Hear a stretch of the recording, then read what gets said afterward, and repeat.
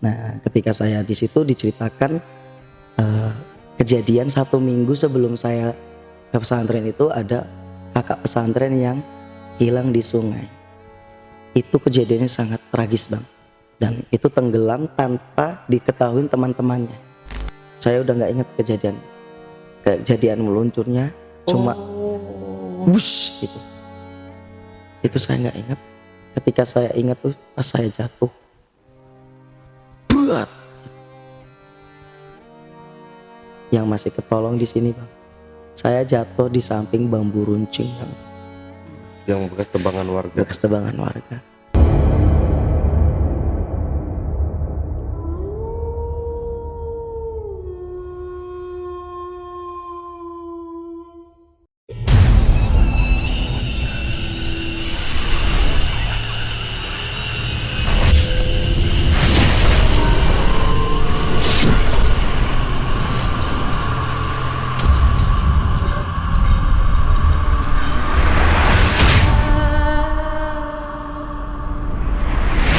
Assalamualaikum warahmatullahi wabarakatuh. Jumpa lagi dengan saya, Ale, host Jejak Backpacker. Dalam obrolan misteri Jejak Backpacker kali ini, saya menghadirkan seorang narasumber yang pernah mengalami kejadian mistis beberapa tahun lalu. Tapi sebelum narasumber menceritakan pengalaman mistis yang pernah dialaminya, jangan lupa untuk selalu support channel YouTube Jejak Backpacker. Subscribe, like, komen, dan share sebanyak-banyaknya video-video YouTube Jejak Backpacker. Tak lupa juga saya ucapkan terima kasih buat penonton dan subscriber dimanapun berada yang sampai hari ini sudah mensupport channel YouTube Jejak Backpacker. Dan buat kalian yang punya pengalaman menarik yang ingin ceritanya diangkat di channel YouTube Jejak Backpacker, kirim cerita menarik kalian melalui nomor WhatsApp yang saya cantumkan di bawah ini. Assalamualaikum Bang Miftah. warahmatullahi wabarakatuh. Wah, bener-bener ya narasumber Jejak Backpacker ini dari seminggu ini kita dari jauh-jauh semua nih Bang. Iya, Ya, alhamdulillah. alhamdulillah ya tamunya dari jauh-jauh dari Pemalang, Cirebon, dan sekarang ini dari Lampung. Wah, Lampung ya kota kelahiran saya. Wah bang Ale ini orang Lampung juga ternyata. Ya, ini orang tua masih di Lampung sih. Oh. Baru kemarin saya lebaran haji kemarin pulang mudik Lampung, Bang. Oke, Bang Ya, ini Bang Miftah. Jadi di sini Bang Miftah katanya ada pengalaman horor ya, atau Alhamdulillah ada, lebih Bang. tepatnya pengalaman mistis waktu di pesantren. Waktu di pesantren saya mengalami beberapa pengalaman horor. Oke, mungkin bisa langsung cerita sedikit aja dulu kisi-kisinya Bang, Oke. seperti apa itu? Ya, untuk kisi-kisinya kita ketika aku langsung datang ke pesantren tersebut tuh sudah mengalami hal yang shock berat di telinga saya. Saya dengar cerita dari teman-teman pesantren bahwasanya ada yang meninggal di sungai. Itu anak pesantren kita itu bang. Jadi saya langsung kepikiran, ya Allah, tragedi apa gitu. Seketika saya kan langsung takut, padahal saya baru. Dan kejadiannya itu seminggu setelah saya datang di pesantren tersebut. Oh, Iya. oke. Disimpan dulu Bang. Iya. Medan. Ini cerita saya udah langsung merinding. Serem banget nih kayaknya ceritanya. Oke, tapi sebelum Miftah menceritakan pengalaman mistisnya lebih lanjut lagi, saksikan setelah OMG yang satu ini.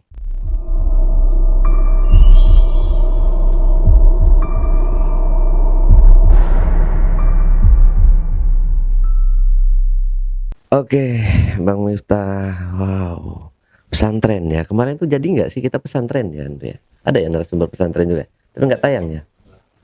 Ya kayaknya, iya ada, tapi nggak tayang. Dia terlalu ngebut kalau nggak salah, iya, terlalu ngebut ceritanya. Padahal bagus sih itu. Oke, Bang Miftah, biar nggak terlalu lama juga, karena Bang Miftah ini mau perjalanan ke Lampung lagi Iya, ya. Bang, langsung pulang ini. Ya silakan Bang Miftah. Jadi gini bang, jadi kita langsung ke tadi ya, poin tadi. Ketika saya diantar sama orang tua saya ke pesantren, ya oke, fine aja. Ketika dari rumah sampai lokasi pesantren itu cukup lama lah perjalanan kan, dari Lampung ke Cilacap bang. Jadi pesantren saya itu di Cilacap, Oh Cilacap, Cilacap oke. Jawa Tengah. kita tidak bisa sebutin ya nama pesantrennya karena ya privasi lah. Nah di sini tuh saya sudah ya nggak pernah ngerasain kayak ada hal-hal mistis gitu bang. Ya, jadi saya ya udah fine-fine aja. Setelah 1 hari 2 hari ayah saya pulang kan setelah nganterin saya, di situ sudah mulai bercerita. Kita kan adaptasi gitu ya di pesantren kita. Nah, dan di situ saya baru umur 11 tahun dulu bang. 11 2007 tahun. saya di pesantren. Berarti SMP ya Iya gitu ya. SMP. Jadi pas kelas 1 SMP itu saya udah menangkap lah cerita-cerita dari kakak-kakak pesantren kan. Nah ketika saya di situ diceritakan kejadian 1 minggu sebelum saya ke pesantren itu ada kakak pesantren yang hilang di sungai. Itu kejadiannya sangat tragis bang. Dan itu tenggelam tanpa diketahui teman-temannya. Dan salah satunya itu uak saya. Jadi paman saya itu salah satu saksi hidupnya. Makanya saya bisa dengan detail dengar ceritanya. Dan saya benar-benar hati-hati banget di situ. Itu saya udah tremor banget bang. Kayak betah nggak ya di pesantren ini gitu. Belum apa-apa sudah disuguhkan dengan cerita-cerita yang seperti ini gitu. Karena emang mistis banget bang. Pesantren itu lokasinya benar-benar mistis. Dan banyak cerita warga setelah saya diceritain hal-hal ini itu. Saya sudah menangkap beberapa cerita dari warga setempat di pesantren itu gitu. Nah ketika saya diceritakan, ya saya disuruh hati-hati aja, jangan main ke sungai. Dan satu, jangan main ke gunung. Kan ada gunung namanya, boleh gak sih disebutin? Namanya Gunung Goong. Oke. Kalau orang mungkin viewers tahu ya, yang orang Cilacap atau tepatnya di Kecamatan Sidareja, itu mungkin udah gak asing lagi Gunung Goong. Nah itu kita tidak boleh naik gunung itu bang. Ketika saya sudah diceritakan hal itu, ya pastinya saya mengantisipasi. Dan saya tidak, oke, jangan sampailah gitu. Karena sangat hati-hati, kita di pesantren dari Lampung ke Cilacap kan jauh. Kalau sampai kejadian itu menimpa ke kita gitu kan, alangkah kasihan orang tua atau tragis nantinya. Dan di situ saya nangkap cerita-cerita dari kakak-kakak saya itu. Ya udah hati-hati. Nah, lanjut, saya ya setiap hari melaksanakan aktivitas pesantren seperti biasa. Akan tetapi 3 hari di pesantren saya sudah mengalami hal horor bang. 3 hari saya di pesantren, saya sudah ngalamin hal horor. Karena pesantren yang saya tempatin ini kan asrama baru. Oke. Dan tempatnya itu belum ditempatin sama anak-anak yang baru. Kebetulan saya adalah satu-satunya anak yang paling kecil usianya, 11 tahun. Nah ini pesantren sudah berdiri sudah sejak tahun. Bahkan ayah saya alumni situ bang. Ayah saya itu alumni pesantren ini dari 95 kalau nggak salah. Beliau pesantren situ. Nah ketika itu saya di situ 3 hari sudah merasakan hal horor. Kenapa saya bisa menceritakan atau menginspirasikan itu hal horor, mengekspresikan hal horor ini? Karena ketika saya tinggal di situ kan belum menempatin asrama yang baru ini, dan kamarnya itu masih dengan berjejeran dengan guru saya, guru ngaji saya itu. Jadi abah saya, abah kiai lah kalau orang Jawa kan. Ketika saya malam itu 3 hari waktu itu tuh, saya inget banget, saya keluar bang karena mau buang air ya, anak pesantren. Akan tetapi saya takut, kan saya penakut bang. Saya itu sebenarnya penakut banget orangnya. Ketika saya minta temenin sama teman saya, nggak ada yang mau. Nah, jadi saya ya udahlah ya, namanya kita udah minta temenin dan temen nggak mau nemenin, ya udah saya keluar sendiri. Nah saya kaget bang, ketika saya melihat abah kiai saya itu sedang ngobrol dengan orang, ngobrol seperti aku dengan abang seperti ini. Dan itu benar-benar tatap-tatapan dan ada yang diobrolin. Ya pikir saya ngobrol dengan istrinya atau siapa sih, dan itu waktu nggak tahu sih, kalau kurang lebih jam 2 malam lah. Karena waktu mungkin sholat malam gitu. Pikir saya ya abah kiai saya lagi ngobrol dengan istrinya saat sholat malam gitu. Ternyata saya kan ngintip bang itu, karena berjejeran banget ya kamarnya, karena asrama yang baru itu belum ditempatin. Saya ngintip sedikit, ngobrol dengan siapa beliau gitu. Ngobrol dengan siapa beliau saya tidak tahu. Ketika saya keluar, saya didehemin kan, gitu kata si abah yai tadi itu, dan beliau sudah balik arah, kembali ke menghadap kiblat dengan zikirnya. Saya kaget di situ. Saya ya pikir saya ya masih nggak kemana-mana bang, ya mungkin ada yang dizikirin atau apa gitu. Tapi saya bener-bener ngintip karena saya takut. Orangnya penakut, dikira siapa, ternyata Abah Yai sedang ngobrol dengan orang. Lanjutlah saya ke kamar mandi. Ya nggak ada apa-apa sih di kamar mandi, kita fine-fine aja. Lanjut saya tidur. Dan itu saya nggak berani tanya-tanya ke siapa tadi malam ada apa, ini ada apa. Tapi tempo hari ada yang bercerita di pesantren. Karena emang kan ada pesantren perempuan juga bang di situ. Dan itu tinggalnya juga karena kita kan masih kecil-kecil di sebelah sini. Misalnya nih di sebelah utara, yang satu di sebelah selatan. Nah kebetulan ke pesantren saya yang kecil-kecil ini di sebelah utara. Nah terus kakak-kakak yang perempuan ada di berbatasan dinding gitu di sebelah sananya gitu. Itu yang mengurusnya juga ibu nyainya gitu kan. Nah besoknya setelah beberapa hari emang ada anak pesantren yang perempuan gak betah. Nah itu diceritakan sama ibu nyainya, sama kita lah ya. Tapi padahal itu masih kecil sih, gak nalar gitu diceritain mistis-mistis. Saya tuh bener-bener gak percaya tadinya bang. Ketika diceritain hal tersebut, katanya Abah Yai itu ngobrol dengan sosok ibunya. Karena emang ibunya yang gak betah itu udah meninggal gitu. Jadi korinnya. Oh. Iya seperti itu. Makanya aku apa sih gitu ya? Makanya bang, saya aja gak percaya. Tapi itu saya ngintip, bener-bener ngintip. Dan kita juga gak minta diceritain kan. Kemarin Abah Yai kayak gini enggak. Tapi tiba-tiba ibu Nyai menceritakan ke kita, tadi malam aja kemarin malam Abah Yai ngobrol sama ibunya, suruh biar anaknya betah gimana caranya. Korin lah ibarat kata korinnya. Itu didatengin korinnya. Karena emang amanat sebelum ibunya meninggal, jagain anak saya bapak. Seperti itu. Dari situ saya udah merasakan hal mistis yang ada di pesantren saya. Ya lanjut hari demi hari gitu kan saya laluin. Tapi nggak takut atau gimana bang. Karena saya pribadi tuh belum lihat sosok-sosok yang sebelum ini kita lihat gitu kan. Nah ini mungkin saya singkat sih bang. Kalau diceritakan bener-bener panjang banget gitu. Tapi ya saya ceritakan yang penting-penting saja, yang saya alamin bener-bener nyata, real saya alamin pribadi, tanpa saya rekayasa di channel ini gitu.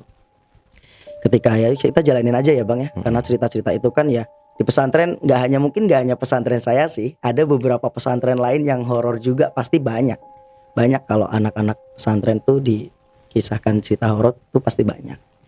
Nah kita lanjut di sini, kita udah biasa lah ya kayak menjalani aktivitas pesantren, ngaji dengan khusyuk, kita diajarkan ilmu tauhid, shorof dan lain-lain di pesantren seperti biasa, kayak pesantren seperti umumnya. Karena pesantren kita itu bukan modern bang.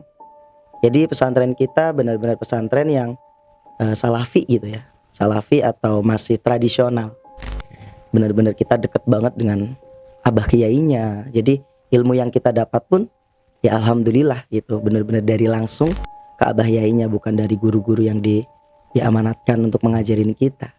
Maka dari itu alhamdulillah ya plus lah buat pesantren ini, meskipun ya horornya banyak, tapi ya emang kita jangan di sisi horornya aja lah ya bang ya. Di sini kita pesantren kan emang penting ya buat bekal ilmu kita nantinya, terus buat kedepannya seperti apa. Oke lanjut bang. Nah kita bakal nyitain ke sisi horornya. Jadi di sini saya menjalankan aktivitas sampai saya tuh lulus SMP waktu itu. Waktu itu sudah lulus SMP bang. Nah di sini nih saya mulai sudah nalar ya, karena usia sudah lanjut. Terus saya udah mulai ngerasain benar-benar kehororan di pesantren itu. Sampai ada anak pesantren pun kesurupan pernah di situ, keluar busa gitu, sampai ditahlilin. Bahkan orang yang ngelihat itu sampai nggak nyangka itu masih hidup gitu. Kita aja sampai shock banget anak pesantren ngelihat hal tersebut terjadi di pesantren kita gitu. Sebelumnya belum pernah bang. Akan tetapi memang cita-cita mistis sudah lama. Yang seperti tadinya daerah pesantren ini kan rawa sih bang, bentuknya itu ada rawa-rawa kecil terpotong-potong pemukiman warga. Jadi emang mistisnya tuh benar-benar luar biasa. Dan ya cerita-cerita masyarakat tersebut banyak, bahkan tetangga pesantren pun banyak lah intinya kehororan tersebut. Yang saya alamin di sini itu saya benar-benar yang lihat jelas, yaitu perempuan, anak kecil berdiri ungkang-ungkang di atas saya. Padahal itu tuh tempat Al-Quran bang. Biasanya buat naruh Al-Quran. Tapi emang saya lupa nggak naruh di tempat Al-Quran tersebut gitu. Ini saya udah lulus sekolah bang. Jadi saya nggak ngeh kalau itu tuh hantu waktu itu. Itu pertama kali saya ngelihat benar-benar sosok yang nyata banget. Tapi saya tidak takut waktu itu saya tidak takut. Waktu itu saya tidak takut.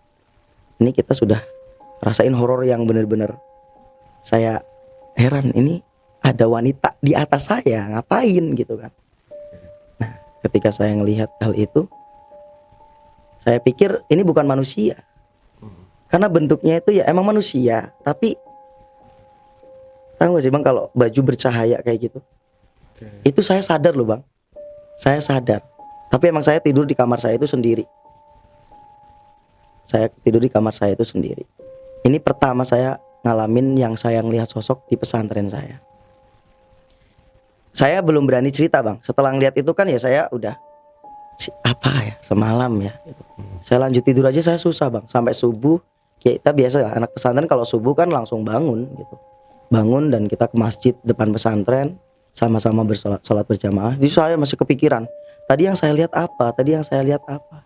Karena kita belum diceritain kamar yang saya tempatin itu apa bang tadinya. Karena asrama baru dan tadinya itu tempat apa, kita belum diceritain. Nah ini nanti diceritain lagi bang sama Ibu Nyai. Jadi di sini tuh Ibu Nyai sumber pengetahuan kita tentang hal mistis yang terjadi, tapi mistisnya itu terjadi duluan sebelum kita diceritain. Jadi kita lebih tahu dulu malah baru diceritain. Gitu. Disinilah bang saya mulai takut. Saya udah mulai was-was dan gak betah di pesantren saya. Karena yang saya lihat emang manusia biasa. Tapi ya tetap merinding sih. Meskipun saya gak takut dan penasaran itu apa gitu. Saat saya lihat juga ya kondisinya manusia biasa, normal, cuma anak kecil gitu. Nah pagi-pagi ketika kita lagi ngumpul di pesantren, ibunya itu cerita lagi biasa kan. Karena anak-anak kayak anaknya sendiri di pesantren gitu. Kita ngumpul. Kenapa nggak ada yang berani nidurin kamar itu, dan si Miftah kok berani gitu. Ini mbokek ya kan bahasa Jawa. Ini mbokek cerita gitu. Ini ibu cerita ini gitu. Kenapa? Karena emang sudah ada yang laporan lah, karena emang ya meskipun saya nggak ceritakan ada singgungan-singgungan kamar itu.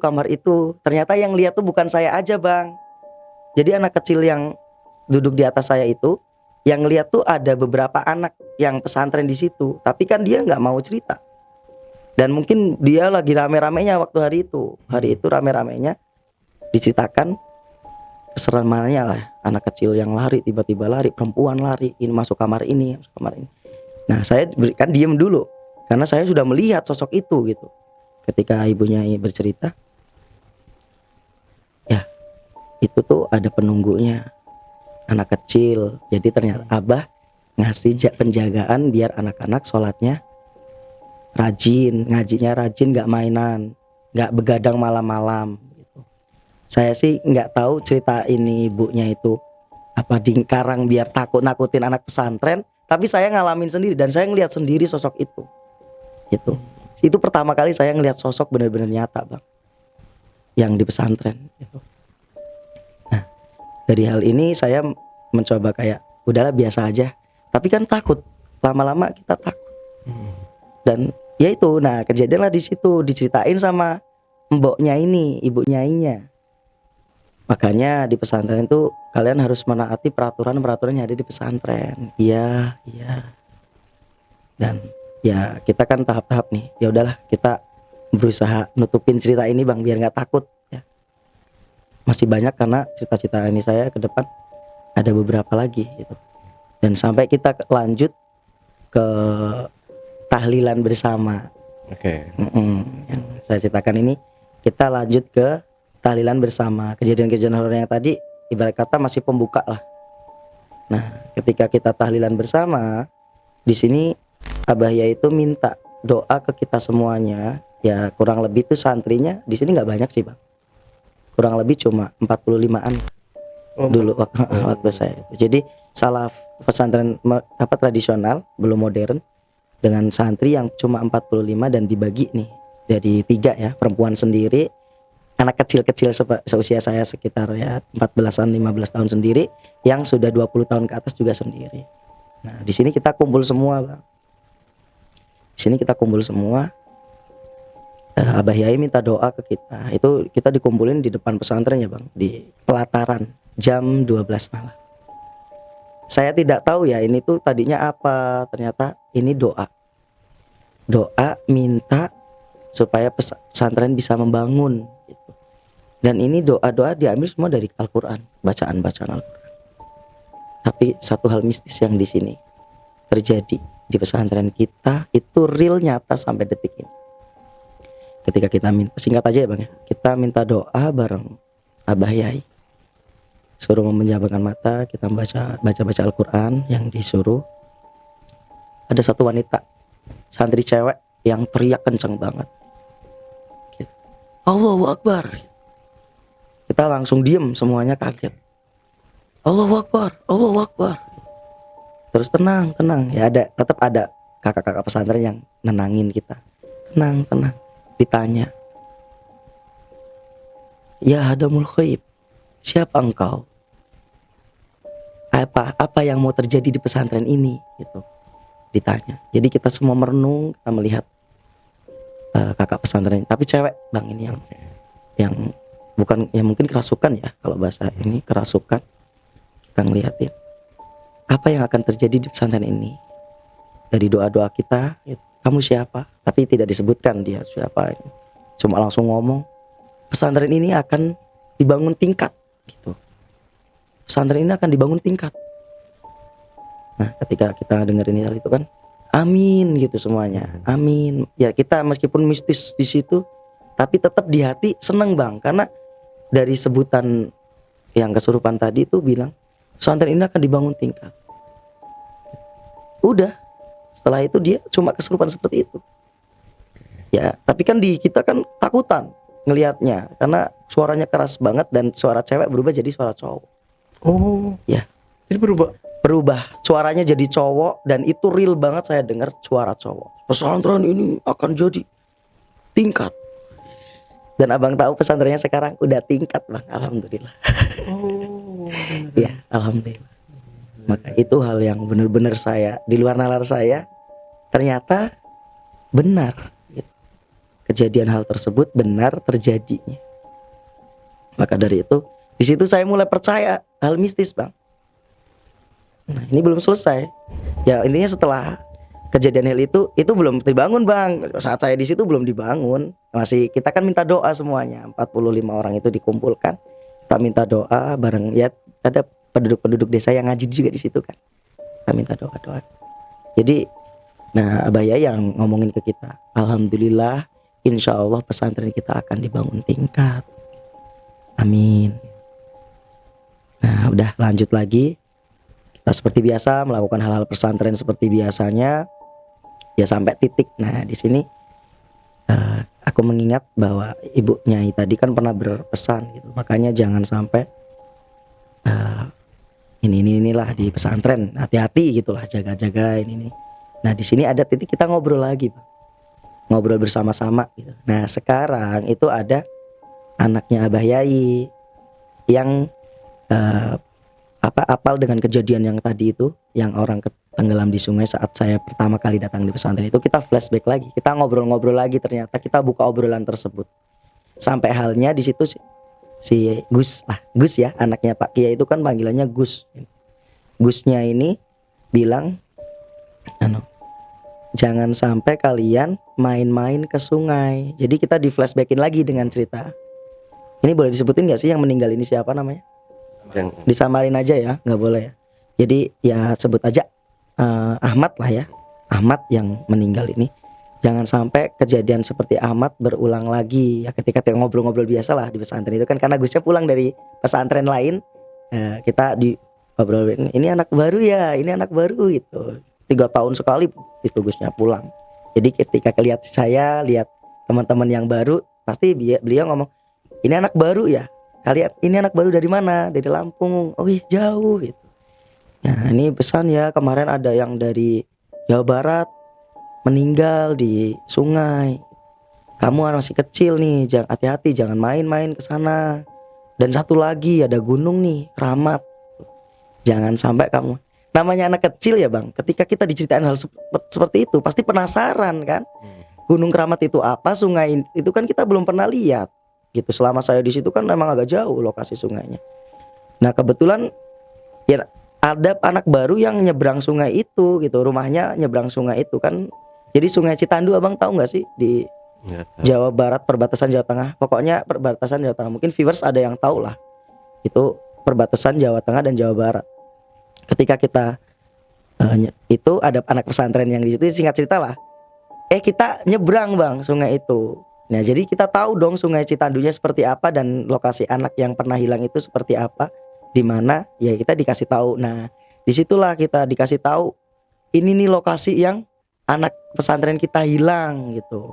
Makanya kalian hati-hati gitu. Jangan sampai pada mainan kesini gitu. Singkat cerita, oh udah tau lah sungainya ini gitu. Nah yang masih belum ini penasaran kan gunungnya. Di gunung yang diceritain di pertama sama ibu nyainya, kedua sama Gusnya diperkuat gitu. Kita masih penasaran. Tapi ya kita belum pingin kayak naik itu gitu.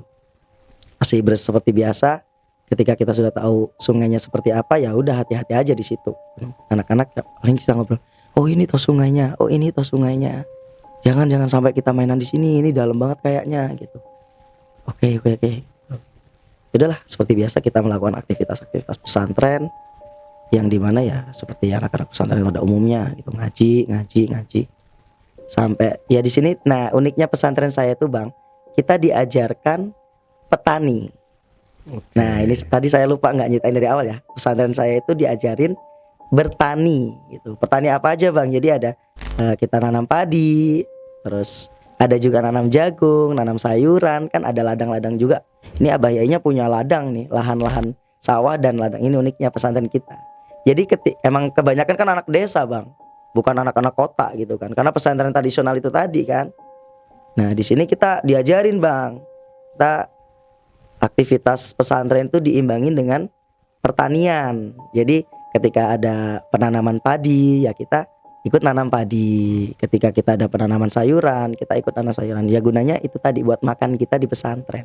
Pas nanti panen kan kita manen itu kita dapat bayaran juga gitu. Lah intinya itu aja bang. Karena dan itu benar-benar dididik buat pembelajaran di pesantren. Gitu. Oke, kita bertani, belajar yang banyak masalah pesantren. Jadi bekalnya nggak hanya ilmu-ilmu agama aja. Jadi ilmu pertanian yang kita hadapin besok di desa kita masing-masing ya pasti insya Allah bisa. Dan alhamdulillah bang, itu benar-benar bisa lah di pesantren kita. Nah ini kan pertanian nih ya, kita lanjut lagi. Ada pertanian. Nah kebetulan saat musim ini kita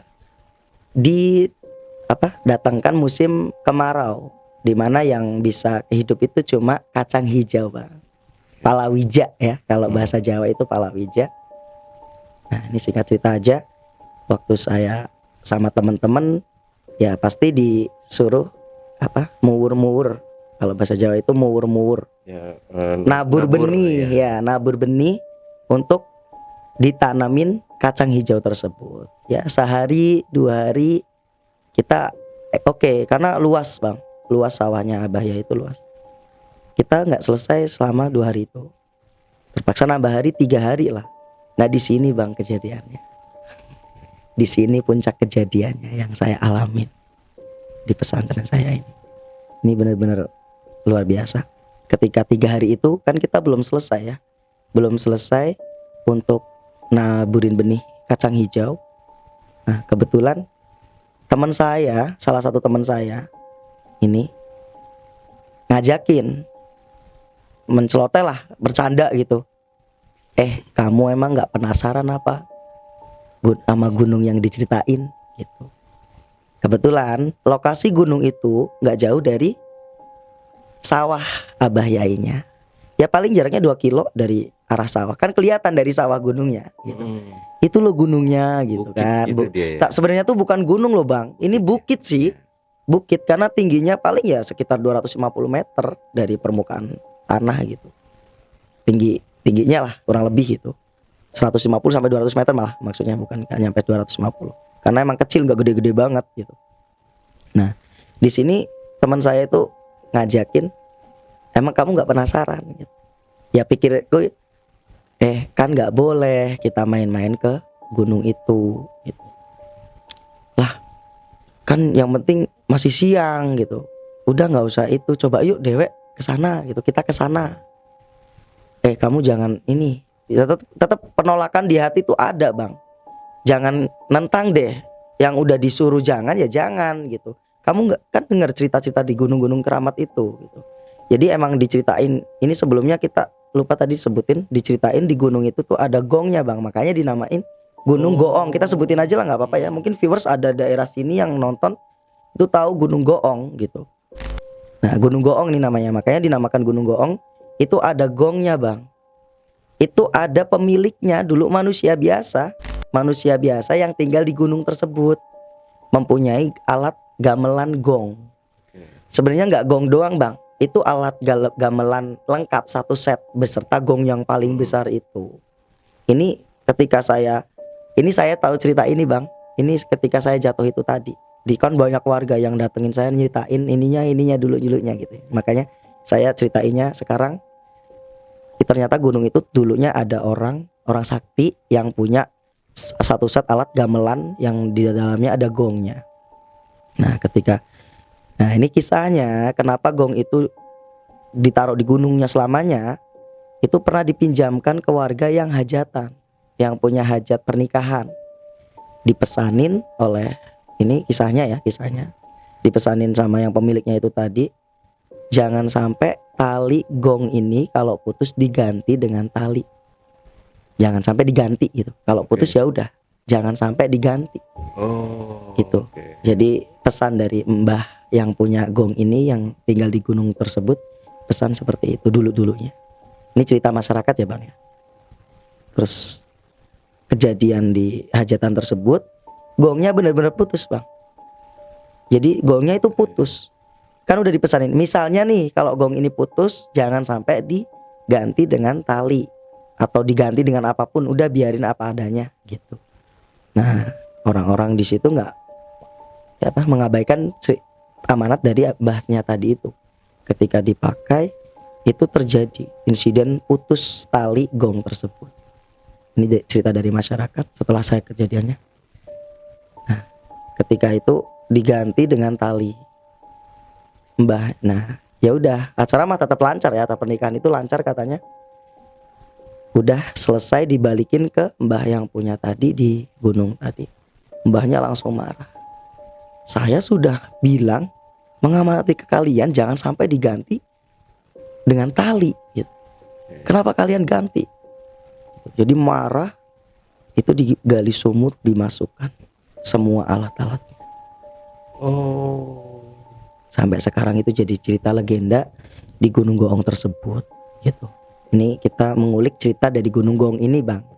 Nih, sebelum saya kejadian insiden yang paling mistis yang saya alami sampai tragis banget di situ. Berarti ada sumur di situ. Ada sumur, saya udah ngelihat sendiri, emang ada sumurnya.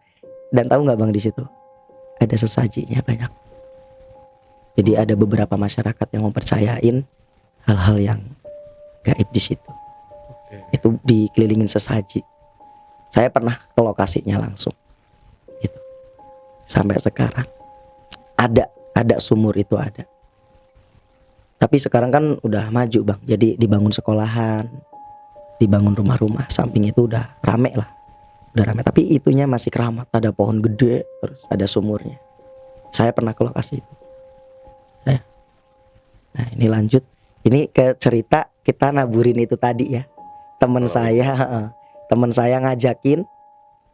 Nah, ketika saya diajakin kan saya nolak terus. Tapi ada, Bang, yang bisikin telinga itu, ya udah kesana aja, kesana. Tapi kan saya nggak ya, cuma ada di perasaan aja. Iya ya, penasaran. Itu gunung apa sih? Gitu. Ini tadi belum tahu cerita yang ini tadi saya ceritain ya, Bang ya, karena Saya belum tahu ceritanya tadi, karena ini setelah kejadian tadi saya ceritakan gunungnya ini asal usulnya kenapa dinamain Gunung Goong gitu. Ketika kita diajak sama teman saya ini tadi, ya udah yuk gitu, tiba-tiba saya yuk. Tadi nggak mau, sekarang ayo gitu. Ya udah ayo, keburu sore gitu kan. Karena waktu ya jam 3-an kita masih nabur-nabur gitu. Kalau jam 4 kan udah harus pulang, karena jam setengah 5 kita udah ngaji di pesantren gitu, seperti biasa aktivitas ngaji. Nah ketika jam 3 itu kita nggak izin bang, sama teman-temannya ditanya mau kemana gitu. Lah mau inilah, mau ke cari es gitu. Pas gitu emang kita alasannya cari es gitu kan, ya seneng-seneng aja kita mau cari es kan. Mereka kepanasan gitu, capek, kita malah pergi gitu. Nah ketika itu emang beneran kamu berani? Aku sih masih ragu karena Berdua aja nih. berdua bang, saya berdua sama teman saya ini. Boleh nggak disebutin namanya? Oh ya nggak apa-apa. Rismanto namanya. Ini mungkin Ris nanti lihat. Jadi mungkin flashback dengan cerita kita. Rismanto bang namanya. Dia usianya lebih 3 tahun dari saya, lebih tua. Ketika saya ke sana, ya jalan aja biasa. Nah di sini uniknya kita bawa sepeda. Ya sepeda yang kita naikin buat ke ladang tersebut bang, kan lumayan jauh dari pesantren itu, lumayan jauh. 10 menitan lah dari pesantren. Terus dari situ kita naik ke gunungnya, kita bingung karena emang jalan buat pendakian tuh nggak ada. Emang ditutupin dengan pohon bambu yang banyak gitu. Tapi emang di situ pas ada pembangunan PAM PDAM, air yang ditaruh di atas puncak. Ada beberapa di selaknya itu mereka bangun, ada pembangunan PAM PDAM. Nah dikasih tahu lah sama warga, mau kemana deh gitu, pengen lihat itu gunung. Oh mau lihat bangunan gitu. Kita kan nggak tahu tadinya kalau ada pembangunan, makanya bangunan apa kataku. Oh dikasih tahu sama warga, itulah bangunan yang PAM itu PDAM buat air itu. Woi malah beneran, kita lah tambah semangat, bisa mandi di atas gitu. Nah ketika itu ada bang jalan ternyata. Jadi ada bulldozer yang bikin jalan tersebut kan, tapi jalurnya tuh ekstrim. Jadi tinggi gitu, lurus, curam. Akan tetapi itu bisa dilewatin sepeda motor trail gitu bisa. Karena hari itu juga tahu, oh jalur pendakiannya dari sini buat manjat ke atas gitu. Kita kebetulan ada motor dari atas gelinding dengan enaknya kan, seret itu. Kita ingin kayaknya enak ya. Kayaknya enak ngegliding dari atas tuh gitu. Terus aku bilang, ngawur itu loh motor, kita naik sepeda gitu, pikir saya. Ya udah kita ke atas yuk, kita udah tahu nih jalan ke atas. Nah ketika kita persiapan buat ke atas, sepeda ya udah taruh di samping pohon gitu, karena emang di situ pohon bambu curam, bambu tebasan warga gitu. Nah kita sendain. Di sini ada yang bisikin lagi Pak. Ketika kita mau naik, pokoknya di hati tuh kalau sepeda ditinggal emang nggak takut hilang gitu. Di sini udah auranya tuh udah kayak gebu-gebu pingin naik ke atas, karena lihat ada satu jalur jalan gitu mulus gitu, motor aja bisa lewat. Masa sepedanya ditinggal? Kita bawa aja yuk gitu. Ketika dibawa, masa dibawa susah lah gitu. Tetap janggal di hati tuh, masa bawa sepeda ke puncak dikira nggak capek gitu kan. Ya udah, di bisikan tersebut bawa. Jadi di telinga saya tuh kayak, pokoknya bisikan tuh aneh lah bang. Digebung-gebu ingin bawa sepeda itu ke atas gitu. Abang tahu kan sepedanya tuh sepeda jengki, kayak model sepeda ontel tapi yang jengki gitu. Nah ini kita bawa ke atas. Ya udah, keputusan bersama, udahlah dibawa aja daripada hilang kan sayang. Kita bawa. Pokoknya bodohnya kita bawa sepeda itu ke atas puncak Gunung Goong ini gitu loh. Gara-gara ngelihat motor ngegelincir dengan mudahnya dari atas ke bawah, nggak mempertimbangkan curamnya itu seperti apa, medannya seperti apa. Alhasil kita langsung aja bawa ke atas. Itu nggak mikirin capek bang, pikirannya mandi di atas itu tadi. Oke, singkat cerita perjalanan biasa sampailah ke puncaknya. Emang ada pembangunan PDAM, cuma kan belum ada airnya. Kecewa lah kita yang tadinya mau mandi, mau ini. Akhirnya kita jalan-jalan Bang di situ. Nah, di sini kesalahannya si Rismanto ini, dia kencing sembarangan. Aku nggak ngeh Bang kalau di gunung itu, maksudnya kita kan ya bermisi lah ini itu. Aku ya intinya kita nggak hanya gunung besar ternyata Bang. Gunung sekecil itu pun kita harus menjaga akhlak, adab kita di pegunungan lah intinya. Di hal-hal medan-medan yang baru kita harus jaga sikap. Di sini kita nggak sopan Bang. Emang bener-bener nggak sopan. Teriak-teriak kencang semaunya. Dia kencing sembarangan di pomnya itu tadi gitu kan. Kita keliling-keliling belum ada airnya. Kita bahkan sampai keliling-keliling menyusuri itu. Itu sempet Bang, sempet linglung apa namanya? Bingung turunnya. Padahal jelas-jelas ada pom di sebelah sana, tapi kita ke sini jurang, ke sebelah sini jurang. Gitulah, terjadi seperti hal seperti itu gitu. Sampai ya akhirnya coba kita telusurin ini. Kan namanya gunung kan pohon-pohon kan gede. Kita udah jalan-jalan di atas kayak gitu untuk lihat ke sana, lihat ke sini ya, lihat emang bangunan ada di situ, tapi pas jalur ke sini jurang kan kita bingung. Akhirnya ya beberapa kita mengalami hal jurang-jurang tersebut, kita ketemu ini jalan, ya udah telusurin nyampe lah di pomnya tadi itu, kita keliling lagi ketemu jalan turun. Nah sepeda kan di situ masih tinggal di samping pomnya tadi, pam airnya tadi. Disinilah kita memutuskan mau turun karena waktu udah sore lah, cuma kan nggak kelihatan sore kalau di atas puncak itu kita nggak ngelihat, kelihatan sudah sore banget. Padahal waktu itu kurang lebih udah jam 5:30 gitu. Nah kita memutuskan buat turun yuk, udah sore gitu. Ya udah kita turun, bawa sepedanya. Nah di sini bisik-bisikan horor yang masya Allah aku sampai nggak bisa bayangin hal ini terjadi di saya dan saya masih selamat. Dia bawa sepedanya. Nah di sini dia udah naik Bang, udah naik sepeda kayak memeragakan motor yang tadi lewat. Aku mau ini bawa sepeda buat turun gitu. Aku kan langsung spontan kan, gemblung gitu, maksudnya kata kasar gitu loh. Kamu nggak takut bawa sepeda turun gitu?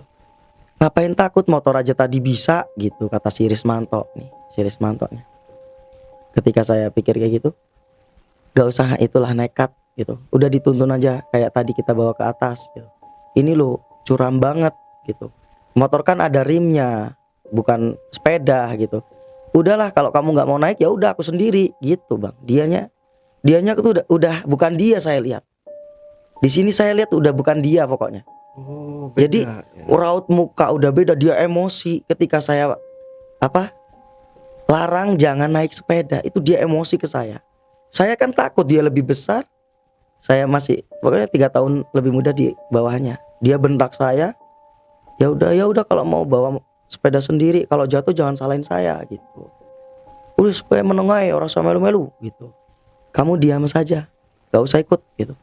Tapi ada bisikan lagi, kalau teman kamu jatuh, emang tega kamu ngelihat temanmu jatuh sendiri gitu. Bodohnya saya di sini, ya udah saya ikut karena satu ketakutan dibentak, dua ada bisikan tadi. Kenapa saya kok ikut naik? Saya di boncengan itu Bang, posisi. Saya naik ke boncengan sepeda ini. Ketika si Rismanto udah megang sepeda, kita udah siap meluncur.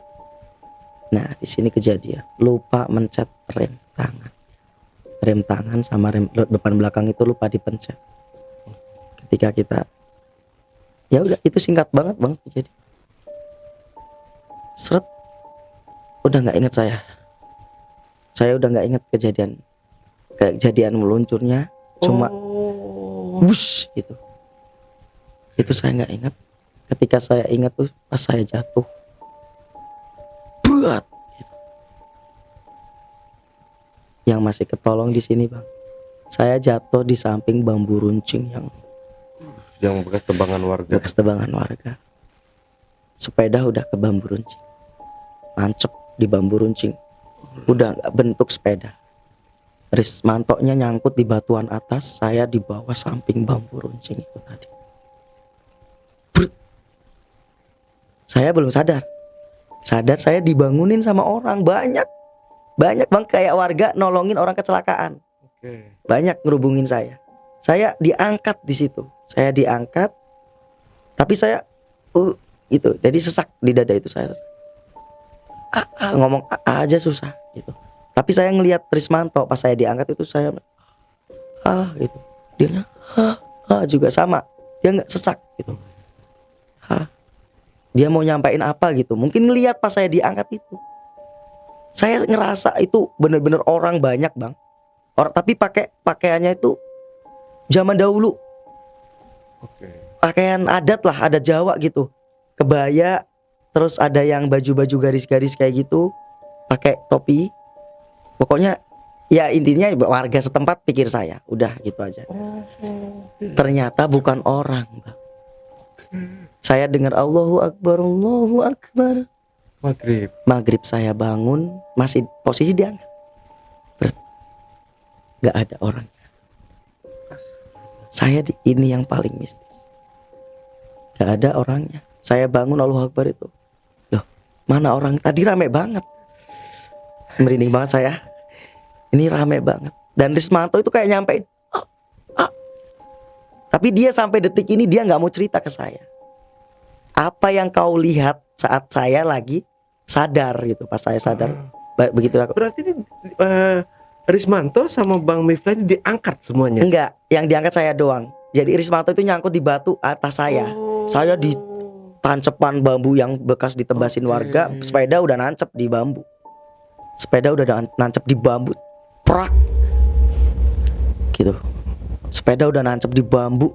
Saya udah gak kepikiran lagi. Saya gak mengikirin bahwa di samping saya itu bambu-bambu. Ketika saya sadar, saya gak bisa jalan bang. Rismanto lah yang akhirnya aku, Riz kamu gak apa-apa kataku. Baru saya bisa ngomong. Itu udah hilang orang-orang yang di samping kita, udah gak ada sama sekali. Kalau emang ada orang nolong ya masih di situ lah bang. Kita diangkat sampai pemukiman. Kan jauh jaraknya dari pas jatuh kita, pas bambu-bambu itu kan sama pemukiman agak jauh, 50 meteran lah ke pemukiman. Rumah-rumah warga di bawah gitu. Itu masih kayak di atasan gitu. Nah Rismanto baru bisa ngomong, kok gak popo gitu, kamu gak apa-apa. Disitulah kita berinteraksi. Dia bisa jalan, saya hanya gak bisa. Dia yang mapa saya. Sepeda digeret. Nah udah kita belum kepikiran. Aku belum cerita bahwa aku diangkat sama beberapa orang warga gitu. Ketika dia cerita, wes ojo ngomong nang mbah, jangan cerita-cerita ke Ibu Nyai dan Pak Yai kita jatuh di sini, bilang aja kecelakaan gitu. Kita takut bang. Kita takut pulang ke pesantren tuh kita dimarahin karena kan emang dilarang kita ke sana. Gitu. Nah, alhasil ya namanya kan turun. Otomatis warga-warga kan mau sholat jamaah maghrib lihat kita. Dari mana dek? Gitu. Dari mana kamu? Kok luka, cucuran darah gitu kan? Kan saya darah, ini ada bekasnya di lutut sebelah kiri. Ini luka di papa lagi. Tibo pak, kecelakaan. Gak bilang kita jatuh dari. Gak percaya dong masyarakat. Tibo dari mana? Orang arahnya dari gunung gitu. Jujur aja, duduk. Kita dikasih minum sama warga. Wes serius jujur aja sama warga setempat. Terus kita akhirnya jujur, aku yang ngomong. Kita jatuh pak dari gunung. Astagfirullahaladzim. Kamu jatuh masih selamat. Dengan ya muka, pokoknya separuh ini bang, separuh muka saya itu jarum, luka-luka semua, berdarah gitu semua. Cuma Rismanto masih aman, dia cuma pinggangnya aja lah. Dan orang-orang itu shock kan, kamu jatuh dari atas. Iya kita jatuh dari atas. Ada yang bisik-bisik, hanya golek korban. Pembangunan PDAM itu minta korban. Minta tumbal gitu. Minta tumbal ternyata. Alhamdulillah kita masih diberi keselamatan bang. Dan warga bilang, orang yang pernah jatuh di gunung ini, dia rata-rata meninggal. Kamu selamat. Langsung nangis di situ. Ya Allah gitu. Jangan sampai ibu Nyai tahu, bapak Yai tahu, bapak ibu di rumah tahu kejadian ini. Tolong bapak tolong ditutupin. Sampai detik ini gak ada yang tahu bang. Ini saya cerita mungkin ya ini baru tahu mereka. Saya merahasiakan ini bertahun-tahun. Bahkan ibu saya, bapak berarti saya tahun- sampai detik ini nggak tahu, ini di channel ini mungkin saya baru Tahun tahu. berapa jadi kejadian? Kejadiannya tahun 2009. 2009. 2009 saya lulus SMA. Saya SMP. Saya lulus SMP. Itu. Kejadiannya 2009. Ya udah beberapa tahun yang lalu. Itu nggak ada yang tahu sama sekali. Ini tadi itu kan nggak sempat diceritain, cuma diceritain di atas itu ada menyan, Nah, sajen. Nah ini saji. Bang Miftah nggak cerita nih di atas itu kan sumurnya nih. Oh iya, nah itu kita kan belum tahu. Nah kan warga yang cerita ke kita. Oh, warga. Nah ini, oh ya saya lupa. Warga yang tadi kita duduk di situ itu cerita semuanya. Oke.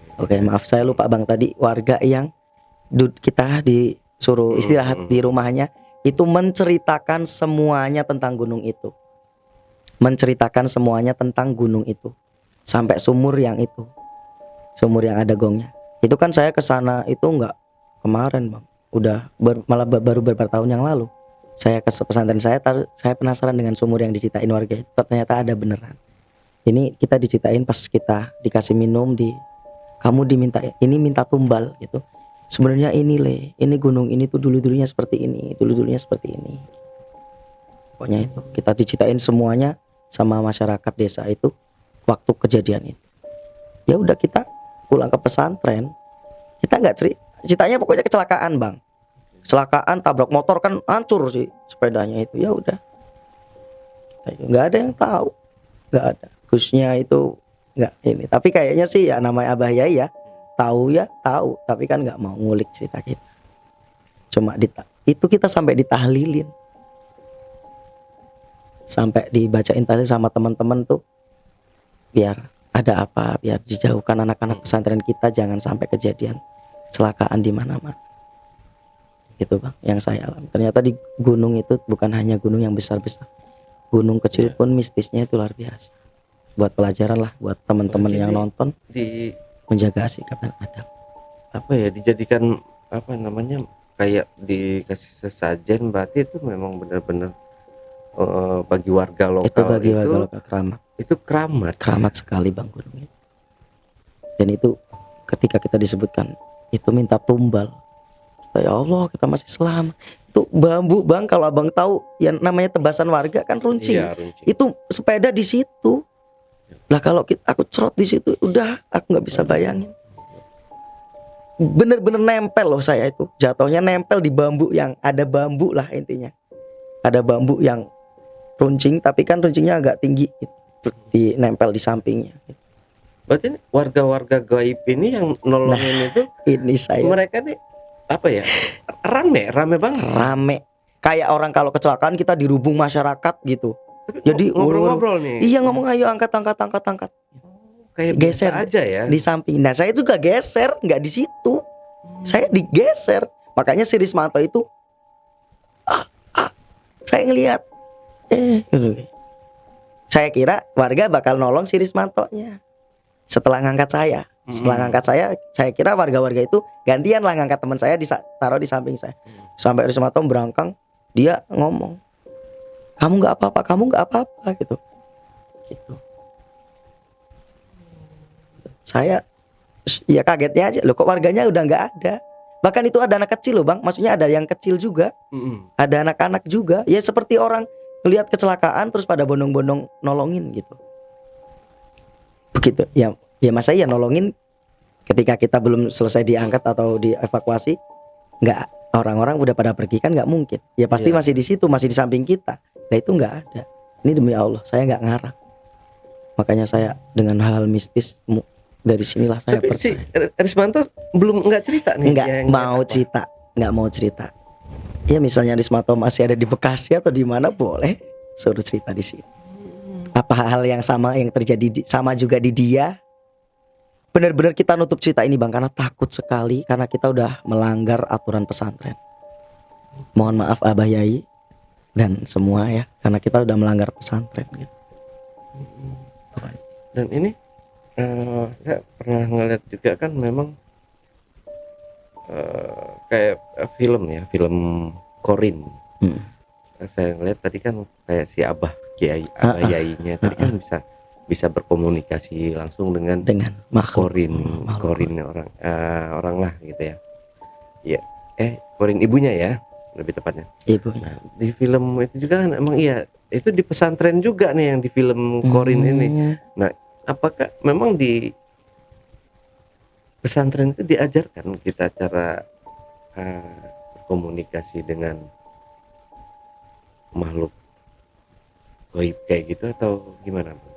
Nah, sebenarnya kita nggak diajarkan, cuma amalan-amalan, Bang. Oh, aman. Kan ada sih amalan-amalan yang Abah Yai, kamu baca ini setiap habis maghrib, habis isya, tengah malam. Disitulah mungkin. Karena aku sendiri wallahu alam, Bang, sampai detik ini saya juga sering melihat sosok-sosok jin-jin itu sering banget. Ya, masyarakat ada yang percaya, bapak saya kadang malah nggak percaya gitu. Itu terserah, tapi emang mungkin amalan gitu. Karena kita sering amalan-amalan itu. Cuma nggak langsung Abah Yai itu ngobrol, kamu amalin ini nanti kamu bisa ngelihat ini. Kamu ngamalin ini kamu bisa ngelihat ini itu gitu. Enggak. Tetap kalau kita nalar sih mungkin dari amalan tersebut lah hati kita bersih atau apa kita sehingga dilihatkan kuasa Allah yang lain atau makhluk-makhluk Allah yang lain. Nah, satu lagi kalau yang si cewek siapa yang santri yang santri apa santriwati yang kesurupan bilang ini mau tingkat gitu. Yang meninggal di sungai. Oh, itu cowok ya, santri ya. Nah, santri ini kan dia tuh hilang sengaja mandi di sana, mencuri-curi waktu atau emang ada kegiatan di sungai Oke, itu? kita ceritakan, Bang. Nah, ini kan di pesantren itu kan masak, namanya pesantren tradisional banget, Bang. Masak sendiri, cari lauk sendiri gitu, udah hal momen-momen luar biasa ya yang kesenangan anak-anak pesantren. Jadi mereka itu pergi ke sungai untuk cari kerang sungai itu loh, Bang. Oh. Bahasa Jawanya kijing krece gitu ya, bahasa Jawa ini. Jadi mereka pada nyari kerang dan kijing itu ke sungai. Kebetulan kan sungai kan ada yang dangkal. Terkenalnya kan ada kedungnya juga yang paling dalam gitu kan. Nah, ini cari ya yang dangkal karena emang lagi musim kemarau waktu itu katanya. Nah, ketika itu si almarhum ini nggak bisa berenang, Bang. Jadi dia cuma di pinggiran aja. Yang lain ya pada berenang-berenang biasa kayak kan sepinggang gitu kan. Ngilem ngambil, ya kamu kumpulin. Nah, emang ada aja hal mistis yang dialamin oleh si almarhum. Dia nemu kepala udang. Kepala udang yang sudah tidak berdaging. Abang pernah tahu nggak? Udang itu kan kalau emang dia itu bisa jadi namanya totok gitu. Kalau bahasa Jawa itu totok urang. Jadi udang-udang doang yang nggak ada dagingnya. Buat hiasan gitulah, buat hiasan dinding bisa gitu. Saya soalnya pernah lihat secara mata juga, kasat mata. Udang, Bang. Kan kecil. Enggak, udangnya itu besar kayak lobster, tapi bukan udang lobster itu. Oh. Yang diceritain. Okay. Aku juga pernah lihat ada yang majang itu di samping pesantren rumahnya, 2 lagi mereka. Nah, itulah buat bukti gitu. Nah, udang yang ditemuin seperti itu katanya. Jadi buat pajangan gitu. Dia si almarhum itu nemu udang ini. Nah, jailah satu temannya itu dibuang di yang dalam. Nah, mungkin kan teman-temannya udah masih asik lagi balik lagi ke sungai buat ngambilin kerang-kerang itu ngilem-ngilem, dianya ngambil udang tersebut lagi gitu loh. Oh, padahal nggak bisa berenang karena suka lah. Ternyata tahu nggak, Bang, di situ itu adalah tumbal. Dia diambil sama sosok lah, intinya penunggu sungai, buaya putih lah ini yang diceritakan legendanya di situ. Dia berenang di situ. Ya namanya nggak bisa berenang ya langsung otomatis tenggelam. Temannya ini termasuk uak saya itu bilang kok nggak ada gitu loh. Kakak pondok itu tadi. Loh, ini kemana? Ini Ahmad ini kemana gitu. Dicarilah sampai sore gitu ya, sampai maghrib pun masih nyari kan, karena pakaian masih ada di situ gitu loh. Ketika dicari nggak ketemu, ya udahlah pulang ke pesantren, nggak ada di pesantren. Sampai itu tuh kayak pasar malam katanya nyari orang itu. Sampai gendam pawang-pawang buaya itu dikerahkan suruh nyari. Dan ada alhamdulillah satu orang yang spiritualnya kuat kencang, dia mampu nembus itunya, dia masih itu tuh sungai itu tuh ada besi beton kayak yang di lautan gitu loh Bang, yang buat bendung itu ada ternyata di kedungnya itu dulunya emang dibangun buat kayak di bendung tapi gagal, bendungannya namanya Bendungan Menganti itu. Ini sungainya itu Sungai Citandu di Bendungan Menganti nih. Buat yang pada kenal Bendungan Menganti ini, sebelah sananya ada sisa-sisa kayak bendungan itu, dia ngerangkul di beton itu tadi, besi beton itu tadi di dalam air lautnya. Nah, ketika gendamnya nyilem itu air sungainya maksudnya. Ketika gendam itu menyelam jam 10 pagi baru ketemu yang dikisahkan hilang di sungai itu tadi. Jam 10 pagi itu masih segar. Darah dari telinga masih keluar segar. Dan emang katanya baru meninggalnya itu tadi jam 10 waktu dibalikin sama yang minta dari sungainya. Ini percaya nggak percaya, tapi saya percaya 100%. Karena emang sungainya dilihat juga kelihatan. Itu terjadi, wallahu alam. Itu benar-benar terjadi di pesantren saya. Saya tidak ngarang, bahkan mungkin orang yang udah kenal di pesantren saya pasti tahu cerita ini gitu. Mas, kita samarkan Ahmad gitu. Mas Ahmad. Jadi itulah Bang kejadian yang saya tremor malah kealamin di saya di gunungnya itu tadi. Wah, luar biasa ya. Berarti di sana berapa tahun mengenyam pendidikan? 6 tahun saya. 6 tahun ya. Berarti udah sampai SMA, lulus SMA. Saya ya gantian dengan adik saya. Oh, adik ya di sana juga. Bukan, beda pesantren. Oh, beda pesantren. Gantian lah, buat orang tua kan membiayai anaknya satu-satu gitu kan. Oh, berapa saudara? 2 ya? Ada 3. Oh, 3. Saya anak pertama, adik saya laki-laki, adik saya perempuan. Gantian pesantren. Oke. Untung nggak ada niatan lanjut ke Al Zaitun. Enggak lah. Jangan sampai ke sana. Tapi masih dalam bentuk ini ya, maksudnya pesantrennya alhamdulillah bukan kayak seperti Al Zaitun gitu. Alhamdulillah enggak Bang. Itulah yang kita di sini takutkan, akhlak ya. nomor 1. Betul. Alhamdulillah kalau gitu.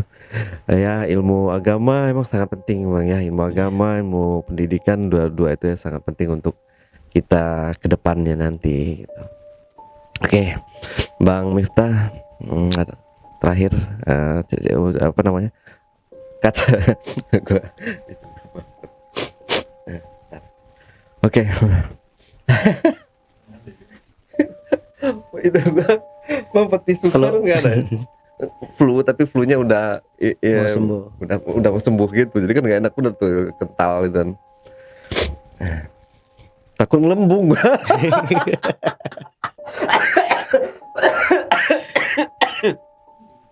Kan nggak enak bentuk balon gitu. Ya.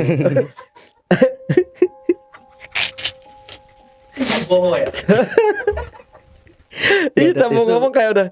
Oke. Nah, Bang Miftah. Iya. Bagus banget ya ceritanya ya. Jadi pelajaran juga buat kita.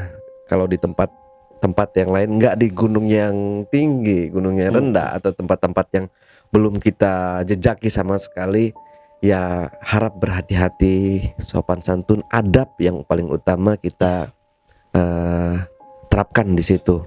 Ya kalau mau buang air kecil, buang air besar, ya kita seenggaknya ada adab dari iman kita. Iya, betul. Entah kita permisi dengan peribahasa kita lah gitu ya. Nah, terakhir Bang Miftah, mungkin ada yang mau disampaikan sebelum kita akhiri ceritanya. Silahkan. Pesan dan kesannya mungkin ke teman-teman jejak backpacker di rumah. Ya, intinya buat kita benar-benar jaga sikap, akhlak nomor 1 ketika kita di tempat-tempat yang baru. Jangan merusak alam. Benar-benar itu kita harus jaga sih. Karena emang luar biasa. Saya sendiri yang ngalamin kenakalan-kenakalan remaja-remaja ini biasanya yang menimbulkan hal-hal yang tidak diinginkan. Percaya nggak percaya, emang itu nyata di alam itu benar-benar ada makhluk selain kita yang harus kita hormatin, dan ya kita intinya menjaga sikap dan akhlak kita. Gitu aja sih Bang. Oke, Bang Miftah, terima kasih. Oke, JPackers, itulah tadi obrolan misteri jejak backpacker bersama narasumber kita dari Lampung, Bang Miftah. Jangan lupa untuk selalu support channel YouTube Jejak Backpacker, subscribe, like, komen, dan share sebanyak-banyaknya video-video YouTube Jejak Backpacker. Dan buat kalian yang punya pengalaman menarik yang ingin ceritanya diangkat atau dibawakan di channel YouTube Jejak Backpacker, kirim cerita menarik kalian melalui nomor telepon atau nomor WhatsApp di 0852 123 45683 atau ke 0858 47683. Wassalamualaikum warahmatullahi wabarakatuh. Bang, thank you ceritanya. Terima kasih Bagus Bang sih Ale. ceritanya Bang ya. Next main-main lagi lah, mampir-mampir ke sini Insya Bang ya. Lampung Bekasi dekat kok, Iya, nggak jauh-jauh amat. Oke Bang. Sampai jumpa.